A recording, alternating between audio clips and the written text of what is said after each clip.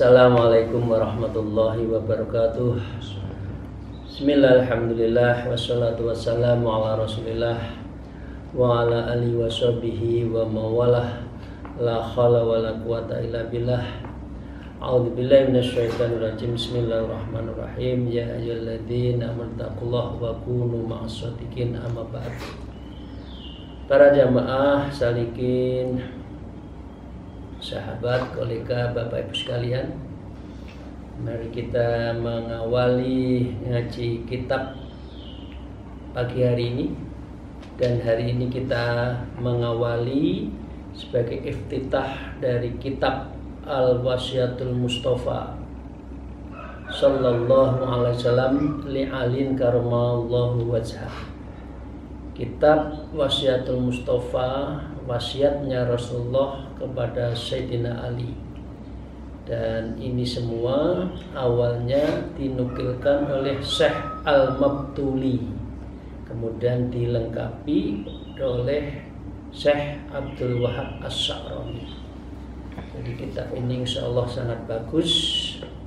Ini adalah wasiat baginda Nabi Muhammad sallallahu alaihi wasallam kepada Sayyidina Ali, berisikan hal-hal yang penting di dalam agama Islam yang selalu dijaga beliau. Artinya beliau Rasulullah itu kalau memerintahkan berarti wahyu, dan ini berarti dari Jibril alaihissalam, dari Allah SWT. Wasiat ini ditulis awalnya kecil oleh Imam Al-Madbuli yang diperjelas oleh Syekh Abdul Wahab Sa'roni. Nah, Syekh Abdul Wahab Sa'roni ini, Bapak Ibu sekalian, madhabnya seperti kita Syafi'i. Beliau ahli tasawuf, juga ahli fikih, dan beliau meninggal di Kairo pada tahun 1565 Masehi. Berarti sudah berapa ini ya? Sudah 600 tahun yang lalu kan? Atau 973 Hijriah. Jadi naskah ini dipadukan antara naskah Al-Mabtuli dan naskahnya Imam Wahab Sa'roni. Namun demikian ketemu di dalam sebuah prinsip mengalir yang isinya adalah mengulas tentang wasiat-wasiat Rasulullah kepada Ali karamahul wajah. Itu Bapak sekalian inti yang mengawali dari kitab ini, dan ini kitab yang sangat bagus. Untuk itu mari kita mulai Bapak Ibu sekalian mengaji kita ini. Wa khususan ila ruhi Syekh Abdul Wahab Sa'roni wa Syekh Al-Mabtuli. Al-Fatihah. A'udzubillahi minasyaitonir rajim. Bismillahirrahmanirrahim. Alhamdulillahirabbil alamin arrahmanir rahim maliki yaumiddin. Iyyaka na'budu wa iyyaka nasta'in. Ihdinas shiratal mustaqim. Shiratal ladzina an'amta 'alaihim ghairil maghdubi 'alaihim waladdallin.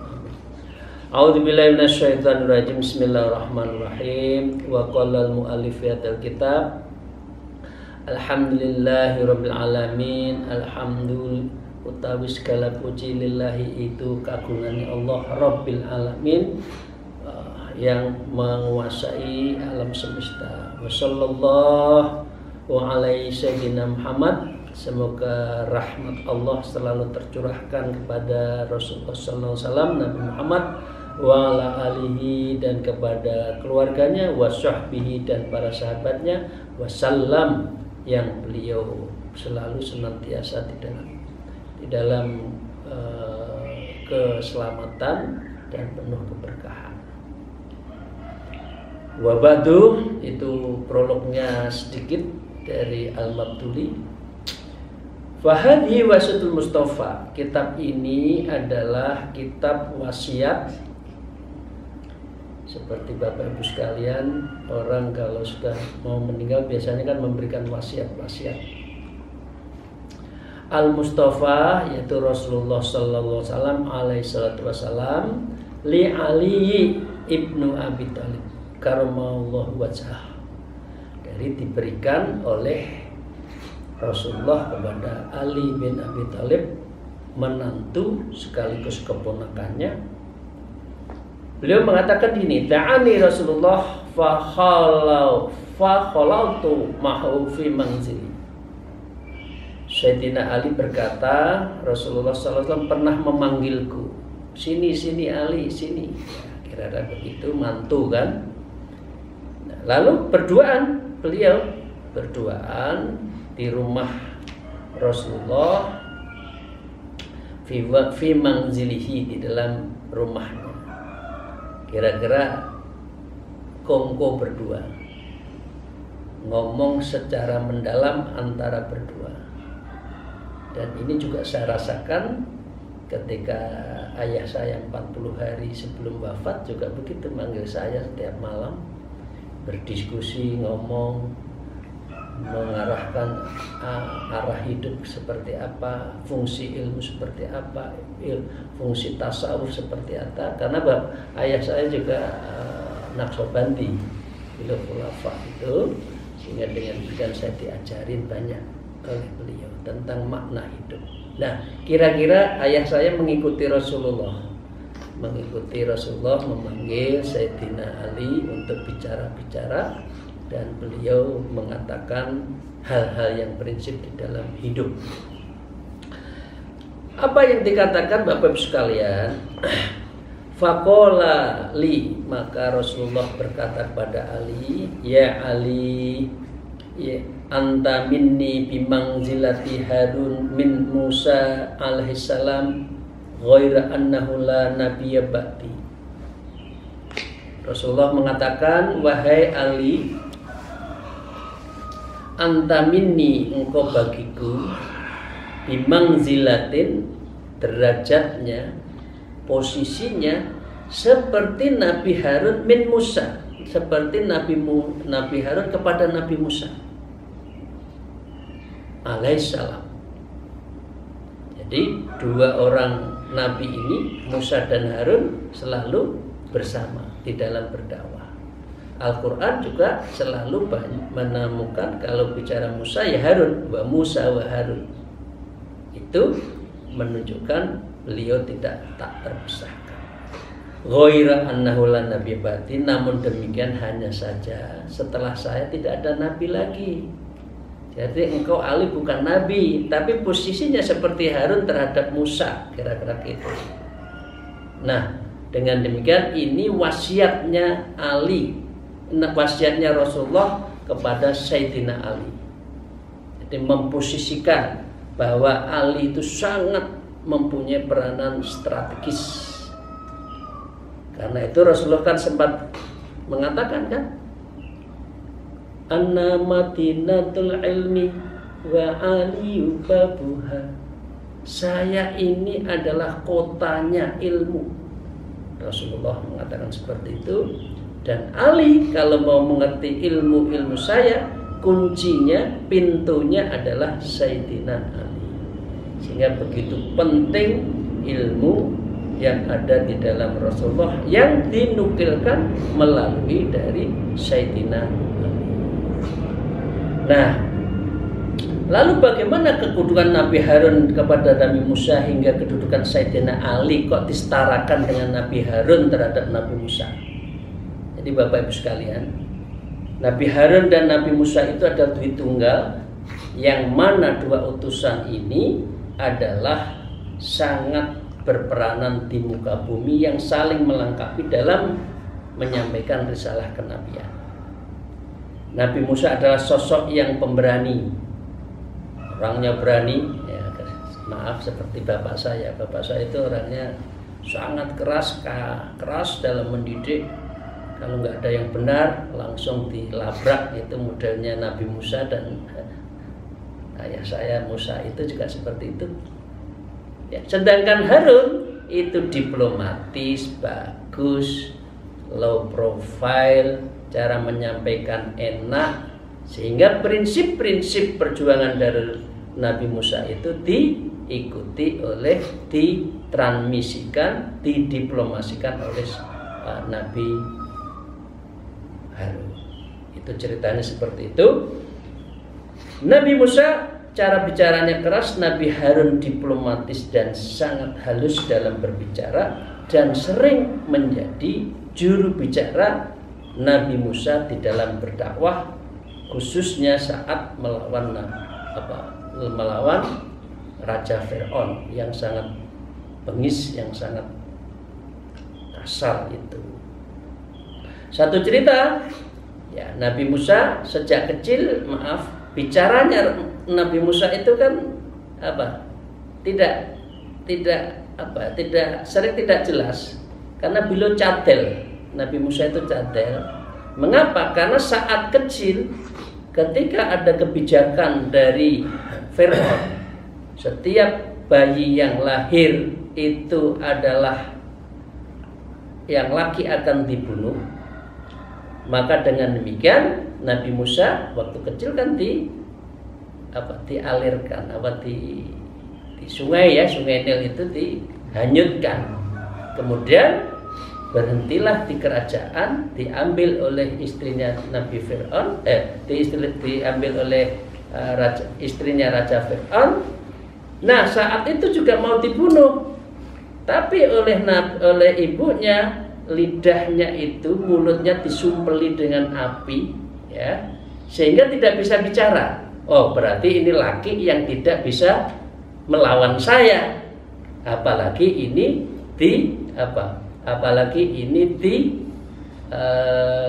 diambil oleh istrinya Fir'aun. Jadi dengan demikian Bapak Ibu sekalian, ini cara Allah menyelamatkan Nabi Musa waktu kecil. Kemudian lidahnya tadal karena disumpelin dengan ada apinya, sehingga dengan demikian tidak bisa bicara. Sehingga Nabi Musa mengatakan, Fir'aun mengatakan, oh enggak bahaya deh walaupun ini laki. Padahal itu nanti yang mengalahkan. Lah ini cara bi'idznillah Allah SWT untuk mengalahkan Musa terhadap Fir'aun. Nah, dengan demikian Bapak Ibu sekalian, akhirnya Nabi Musa membutuhkan partner berjuang, dan tiada lain adalah Nabi Harun. Itulah jatuh bangunnya berjuang antara beliau berdua terhadap Fir'aun, dan akhirnya Allah memastikan, Allah memberikan kemenangan kepada Nabi Musa dan Nabi Harun di dalam mengalahkan Raja Fir'aun. Nah, kira-kira itu yang menyangkut dari kitab ini, mengumpamakan Nabi Musa itu adalah Rasulullah, sedangkan Ali itu seperti Nabi Harun. Nah, kira-kira gitu. Para Bapak Ibu sekalian yang saya hormati, kitab ini sangat penting, ya. Kelebihan kitab ini sangat ringkas, mudah dipahami dan tidak rumit, sehingga cocok untuk dikaji, untuk memperdalam apa yang harus kita lakukan, dan ini bisa menjadi pegangan dalam hidup kita sehari-hari. Bapak Ibu sekalian, kira-kira perumpamaan antara Nabi Musa Harun dan Rasulullah dengan Ali seperti itulah, yang tiada lain adalah itu semua dalam rangka berjuang kepada Allah. Bapak Ibu sekalian yang saya hormati, apa kira-kira isi selanjutnya? Wa qala al-mu'allif fi hadzal kitab wa nabima bi ulmiya fitarin amin ya rabbal alamin.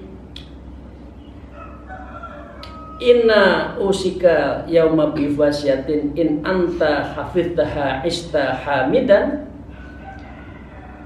Wahai Ali, sesungguhnya aku berwasiat kepadamu al-yauma, pada pagi hari ini, in anta hafidtaha, apabila engkau mampu menjaganya, ya, istahamidan, dan engkau pasti hidupnya akan terpuji, wa mutu syahidan, dan engkau akan mati syahid.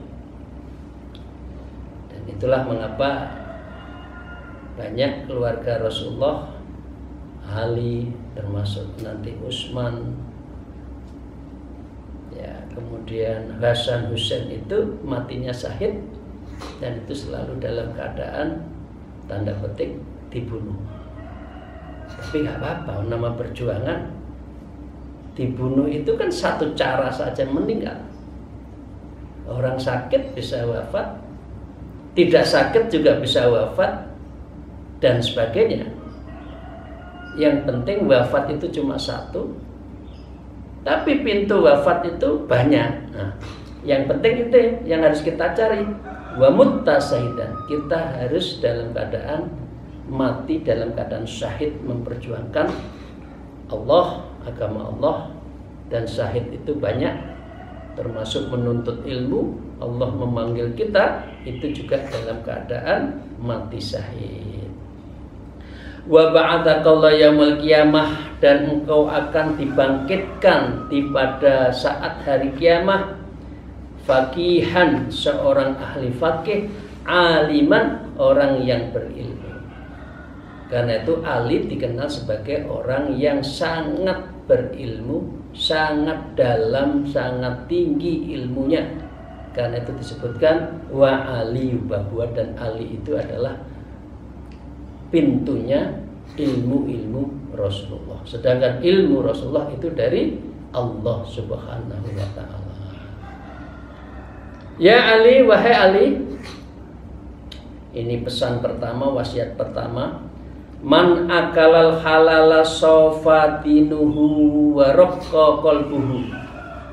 Wahai Ali, siapa saja yang makan barang yang halal, sofa dinu, maka agamanya jernih, murni, wa raqqa qalbuhu, dan hatinya akan lembut, hatinya akan tenang, dan hatinya penuh dengan kedamaian.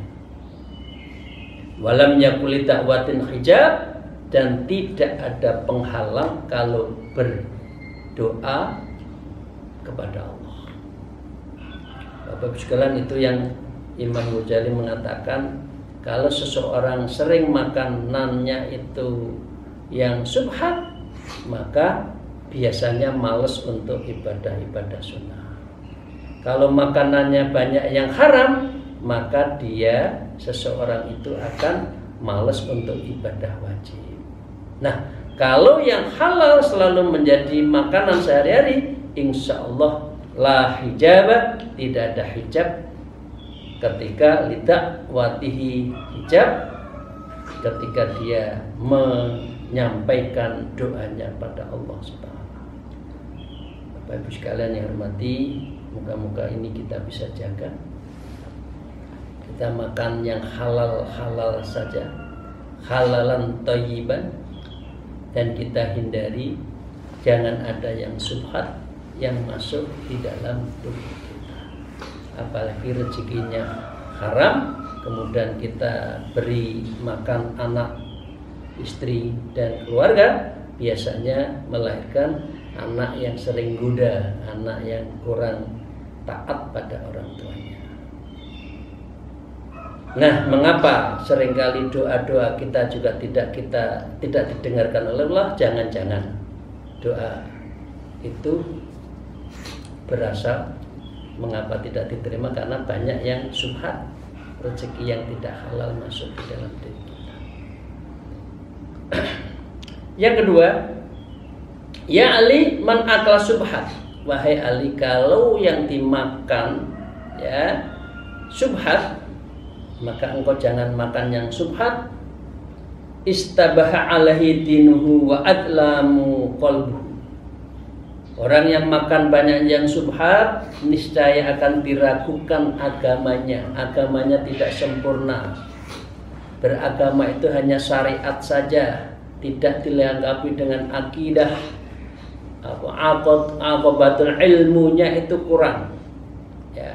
Padahal ilmu itu yang paling penting ada 3 kan, Imam Ghazali di kitab Minhajul Abidin. 1 ilmu akidah, ya, 2 ilmu tasawuf, artinya ilmu cara mendekatkan diri pada Allah, dan yang kedua adalah ilmu syariat yang menjadi pegangan hidup kita, yang halal haram, ya, mubah, dan seterusnya, itu 5 hukum itu.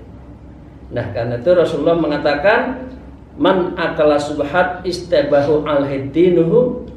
Ya, maka cara beragamanya tidak baik, tidak sempurna, tidak lengkap. Wa adlamu qalbu, dan dia akan gelap hatinya.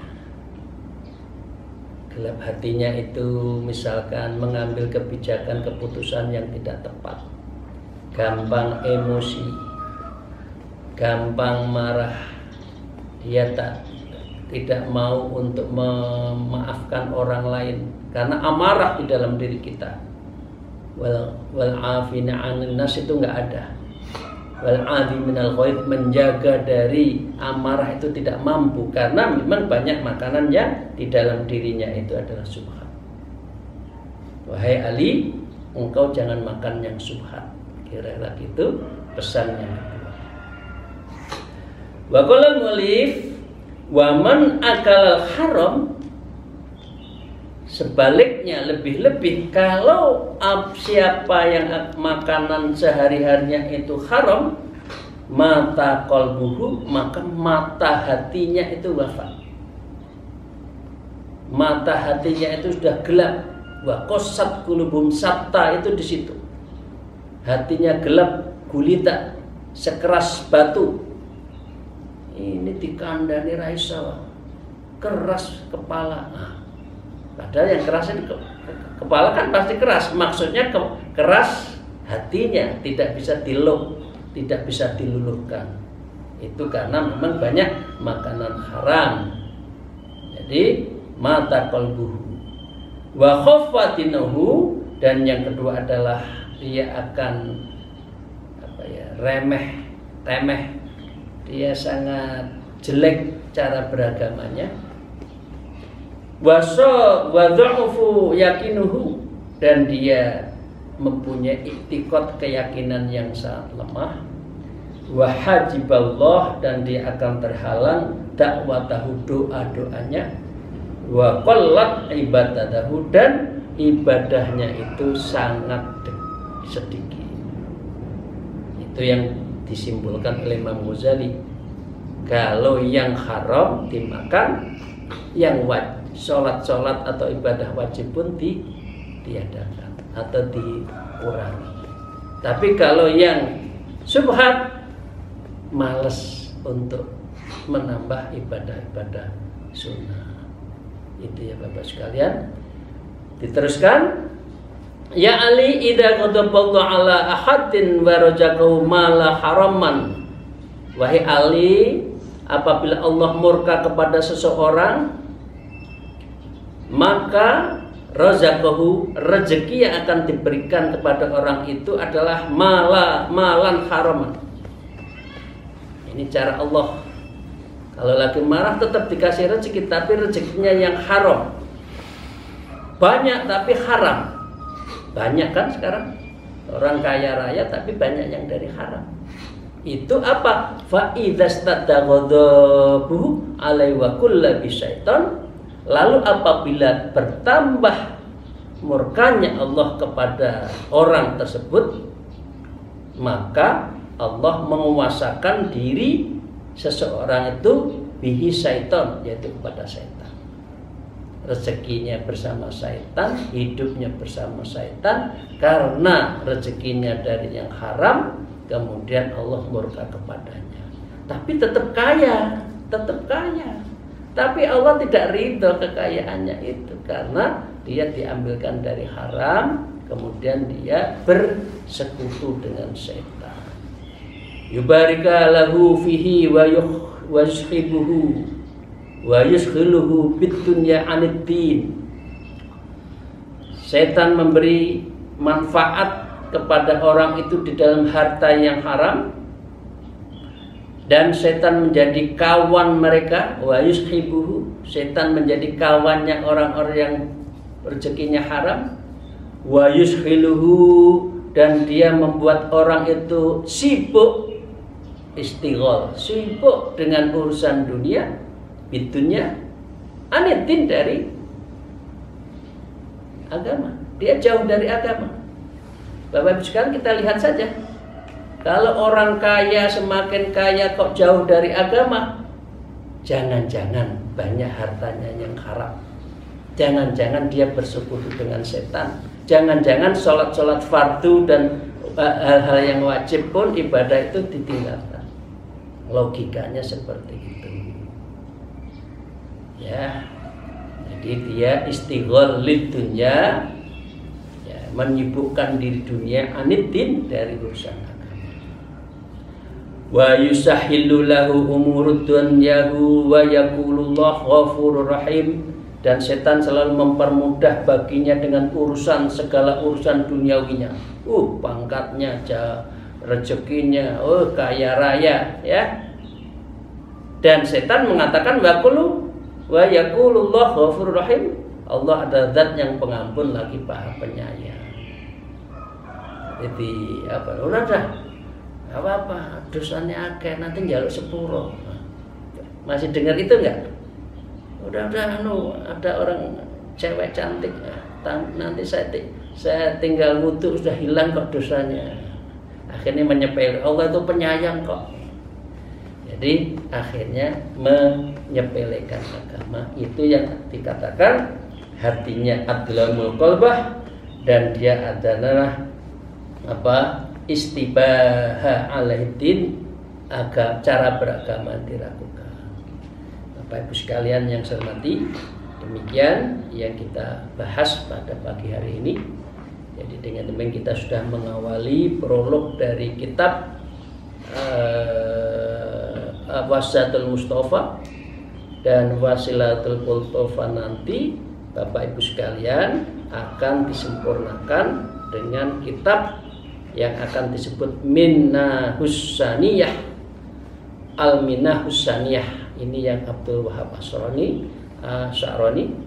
Artinya Al-Minnahus Saniyah itu adalah anugerah yang megah, anugerah yang agung yang akan diberikan oleh hambanya yang apabila mengikuti wasiatnya Rasulullah kepada Ali, kemudian kita ikuti, kita akan mendapatkan Al-Minnahus Saniyah, anugerah yang maha megah, yang maha agung.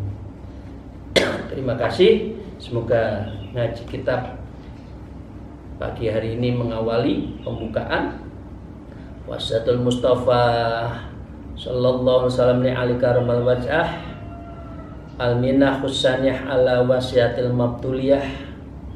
Ya, ini betul-betul mendapatkan ridho, maunah dan keberkahan dari Allah, sehingga ilmu-ilmu yang kita dapatkan insya Allah mendapatkan berkah. Amin ya rabbal alamin. Alhamdulillah. Wallahul muwaffiq ila aqwamit thoriq. Wassalamualaikum warahmatullahi wabarakatuh.